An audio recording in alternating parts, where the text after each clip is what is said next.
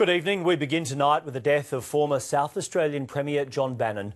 Mr Bannon's passing was confirmed by the government only a short time ago, and he'd endured a long battle with illness. Reporter Eddie Godfrey is at State Parliament, and Eddie, it's sad news for our entire state.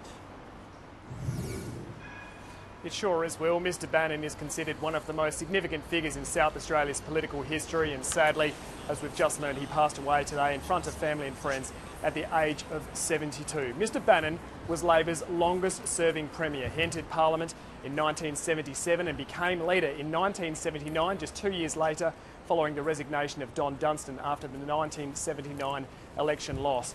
He returned Labor to power after just one term in opposition, and he oversaw many things during his time as Premier, but sadly he's probably most remembered for being in power during the state bank collapse during the early 90s, something which ultimately cost South Australian taxpayers billions of dollars and Mr Bannon his job. Now, Premier Jay Weatherill has offered his condolences in a statement just a short time ago. He says, as many people know, John bravely fought severe illness for many years.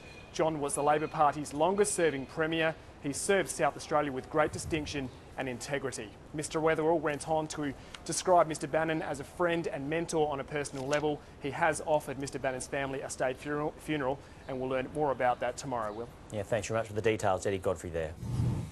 Returning to our lead story now, the death of former South Australian Premier John Bannon. Eddie Godfrey is at State Parliament, and Eddie, the sad news was revealed late this afternoon. It was, Will. Premier Jay Weatherill confirmed the news in a statement about 5:30 p.m. In it, he said Mr Bannon passed away in hospital in front of family and friends after suffering a long illness. He was 72 years old. Mr Bannon was the Labor Party's longest-serving Premier. He entered Parliament in 1977 and took over as leader just 2 years later, following the resignation of Don Dunstan after the 1979 election loss. He returned Labor to power after just one term in opposition and oversaw many things during his time as Premier, but he's probably most remembered as being in power during the state bank collapse in the early 1990s, something which cost taxpayers billions of dollars and Mr Bannon his job.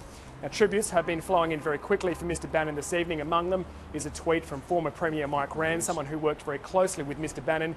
In his tweet, he said he doesn't know of anyone in public life more deserving of the title Honourable. More tributes will no doubt flow in tonight and over the coming days. Mr Bannon's family has been offered a state funeral, and we'll learn more about that tomorrow, Will. Yeah, thanks very much, Eddie. And tributes have begun flowing in for John Bannon from right across the nation. Rory McLaren is at Parliament House in Canberra.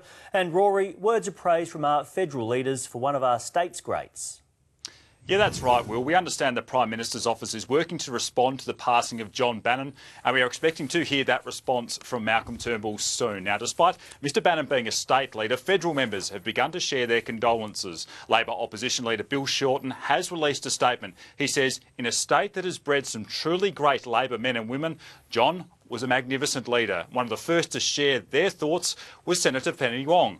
On Twitter, she said, Vale John Bannon, Labor's longest-serving Premier, a great South Australian, my deepest sympathy to his family and friends. While on the other side of politics, fellow South Australian Senator Simon Birmingham wrote, last spoke to John Bannon a few months ago regarding his work on the Federation White Paper expert panel. Still thoughtful, considered and engaged. Will, these are just the first of any number of tributes from the federal political space, and they're certain to get coming over the coming days. Yeah, indeed. Thanks, Rory McLaren there in Canberra.